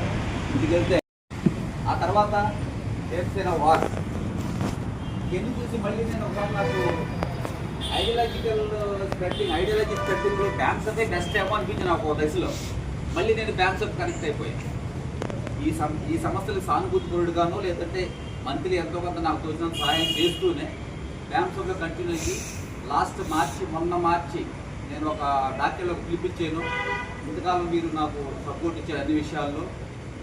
మరి లాస్ట్గా నేను క్యాడర్ క్యాంప్ కండక్ట్ చేస్తున్నాను రమ్మని చెప్పి దాదాపు 40 మంది డాక్టర్ క్యాంప్గా అటెండ్ అవ్వడం జరిగింది. మన సీతారాం అంబేద్కర్ నగర్లో కమ్యూనిటీ హాల్లో పెట్టాం, మార్చి 16 పెట్టాం. బాగానే జరిగింది అనుకుంటున్నాను నేను. సో ఈ విధంగా మరి నా జీవిత ప్రస్థానం సాగింది. ఇందులో యువకులు ఆల్రెడీ ఇక్కడంతా మ్యారీడే, యువకులు ఎవరు లేరు. లైక్ మైండెడ్ పీపుల్ కూడా మన జీవిత సహచర్యగానో సహచరుడుగానో ఎన్నుకోవాలి. చాలా ఇంపార్టెంట్ విషయం. ఎందుకంటే నాకు ఎప్పుడైతే భవనార్థం ఇలా చెప్పారో, మీకు ఎవరిస్తారు తమ్ముడు పిల్లలు ఉన్నారు, నాకు కోపంతో పాటు జాలి కలిగింది, అసహ్యం కూడా కలిగింది. అప్పుడు ఏమిటంటే మా వైపు కృష్ణా జిల్లాలో ఎక్కువ ఎమ్మెల్సీ ఎంపీస్ క్రిస్టియానిటీలో ఉంటారు. కారంచేడు ఉద్యమం వస్తారు, ఉద్యమం అన్నింటిలో వాళ్ళే ఉంటుంది, బట్ క్రిస్టియన్ని ఫాలో అవుతూ ఉంటారు. ఆ బ్యాక్గ్రౌండ్ ఉంది కాబట్టి మనకి ఇంకా ఇప్పుడు నాకు ఇప్పుడు నేను చేసుకున్న మా మిస్సెస్ ఎవరైతే ఉన్నారో ఫ్యామిలీ మంచి ఫ్యామిలీ తారసపడటం, నేను వెంటనే ఓకే చెప్పేట్టు మ్యారేజ్ చేసుకోవడం జరిగింది. బట్ వీళ్ళు చూస్తే ఏంటంటే వీళ్ళు సిటీస్లో పెరిగిన ఆర్థోడాక్స్ క్రిస్టియన్స్, ఆర్థోడాక్స్ క్రిస్టియన్.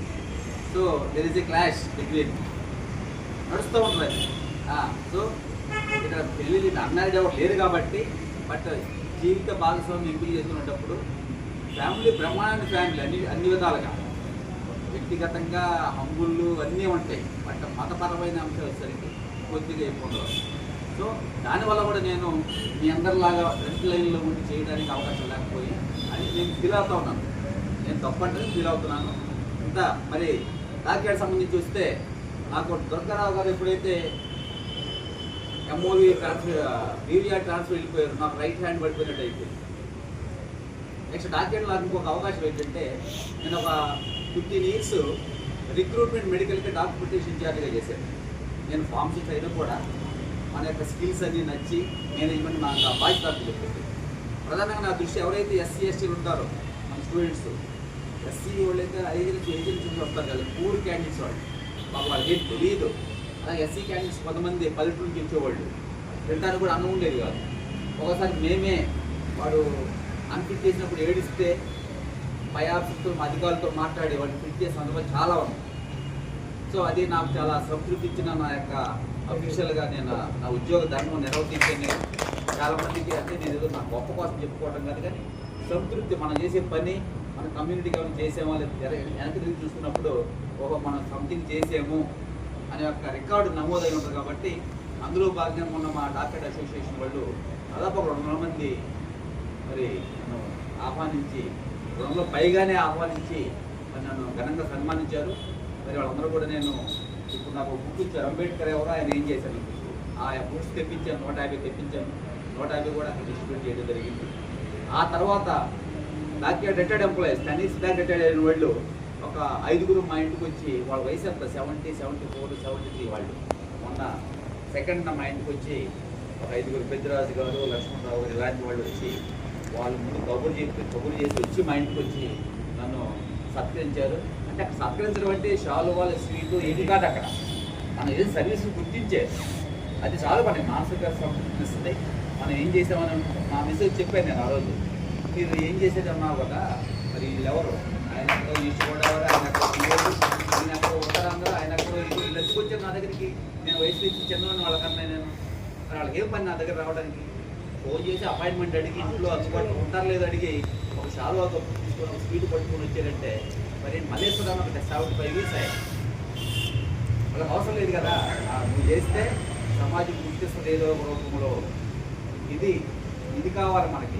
అంతేగాని మనం 10 మంది బొత్తలు నింపుకున్న వాళ్ళు వచ్చి బొత్తలు నింపుకొని వెళ్ళిపోయి ఒకరికొకరు పొగడుకొని వెళ్ళిపోతే నచ్చింది దానివల్ల ఉపయోగించి చెప్పి మనసు చెప్తాం.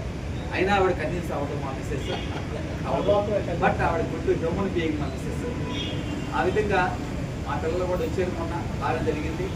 ఇక చెప్పాలని చాలా ఉంది కానీ మరి నా గురించి మరి మంచిగా చెప్పిన సోమరాజు గారు, దుర్గారావు గారి నుంచి ఒక మాట చెప్తాను. బ్యాంక్సప్ సంస్థ ఒక టైంలో పీక్కి వెళ్ళిపోయింది. ఎంత పీక్కి వెళ్ళిపోయిందంటే ఇంకా ఏ ఆర్గనైజేషన్ కూడా బ్యాంక్సప్ను డామినేట్ చేసే పరిస్థితి లేదు. విశాఖపట్నంలో ప్రధానంగా స్టీల్ ప్లాంట్ ఎన్ఐడి బేస్డ్గా ఇంకా నూకట్ కార్నర్కి వెళ్ళిపోయింది బ్యాంక్సప్. ఆ క్రమంలో ఎంత ఎత్తుకైతే స్పీడ్గా వెళ్ళిపోయింది అంతే ఎత్తున డౌన్ఫాల్ అయిపోయింది. ఎప్పుడైతే సంస్థలోకి వచ్చే మాటలు నేర్చుకొని అన్నీ నేర్చుకున్న వాళ్ళు వ్యక్తిగత ఆకాంక్షలతోటి, వ్యక్తిగత నాయకత్వ లక్ష్యాలతోటి వాళ్ళు ఈ సంస్థలకు జారిపోవడం జరిగింది. అప్పుడు డౌన్ఫాల్ అయింది. ఆ క్రమంలో మళ్ళీ ఆర్గనైజేషన్ని అంటే నిలబెట్టే నేను అన్నగానే ఎవరో పట్టించుకునే క్రమంలో వాయు జంక్షన్లో కుమార్ స్కూల్ అని ఒకటి అక్కడ ఒక 68 మందితోటి దుర్గారావు గారు ఆఫ్ ఆఫ్ ద అంటే ఆ రోజు అయిన టోటల్ ఖర్చులో ఆయన సగం నేను సగం పెట్టుకొని ఆ క్యాడర్ క్యాంపుని చాలా దిగ్విజయంగా జరపడం జరిగింది. దాదాపు జనాలంతా వచ్చారు. ఆ ఫొటోస్ చూసి మళ్ళీ కొంతమంది క్యాడరు తిరిగి ఉత్సాహం పొంది సంస్థలు పనిచేసిన పరిస్థితి మరి జరుగుతాం. సో ఈ విధంగా వృత్తాభక్తిగా నేనైతే చాలా చేసిన చెప్పడం కానీ నాకు అన్నిటికన్నా సంతృప్తి ఏంటంటే కడిమంట తాతాజీ తమ్ముడు డప్పు తాతాజీ మరి ఆల్రెడీ చెప్పారు సోమరాజు గారు. వాళ్ళ ఇంటికి వెళ్ళినప్పుడు మేము చెక్కులు ఇచ్చే క్రమంలో వాళ్ళ కళ్ళల్లో కనబడే కృతజ్ఞత అది మనకు కావాలి. వాళ్ళు డాక్టర్ సుబ్బారావు గారు ఇల్లు కట్టించారు. మేము జనచైతన్య మండలి వాళ్ళు కొంత ఆర్థిక సహకారం చేశారు. వాళ్ళకి క్యాష్ ఒప్పుకోగల మన సోమరాజు గారి గైడెన్స్ తోటి క్యాష్ ఇస్తే వాళ్ళు ఖర్చు పెట్టాలని చెప్పేసి వాళ్ళకి రక్షణగా ఒక బాండ్ల రూపంలో తీసి వాళ్ళ ఇంటికి వెళ్ళినప్పుడు వాళ్ళ తాతాజీ వాళ్ళ మదరు ఫాదరు వాళ్ళ చుట్టుపక్కల వాళ్ళు వచ్చేసి అంటే చెప్పలేము ఇంకా మనం. సో ఇలాంటి కార్యక్రమం చాలా చేసాం. నెక్స్ట్ బహుజన కళా మండలికి నేను 25,000 నేను విరాళం ఇచ్చాను. అది ఆల్రెడీ వాళ్ళకి అందజేసిన కూడా నేను అందులో 49,000 నాకు వసూలు అయింది. అందులో మొత్తం ఇక్కడ మెంబర్స్ కూడా సోమరాజు గారు, రామ్జీ గారు ఇలాంటి వాళ్ళు కొద్దిగా హెల్ప్ చేశారు. ఇలాంటి కార్యక్రమం మీ అందరి సహకారంతో చేశాను. భవిష్యత్తులో మీరు అన్నట్టు పూర్తి కాలం పనిచేయలేకపోయినా మరి బాబాసాహెబ్ అంబేద్కర్ యొక్క ఆలోచన విధానాన్ని వీడకుండా రోజు ఉంటూ నా సహకారాన్ని ఇస్తారని చెప్పేసి ఈ సభను తెలియజేసుకుంటూ నన్ను ఆహ్వానించేంత గౌరవంగా నన్ను గౌరవించిన BMCF వారికి వాళ్ళకి ప్రధాన కార్యవర్గం మొత్తానికి మరొకసారి జై తెలుసుకుంటూ ముగిస్తున్నాను. జై భీమ్.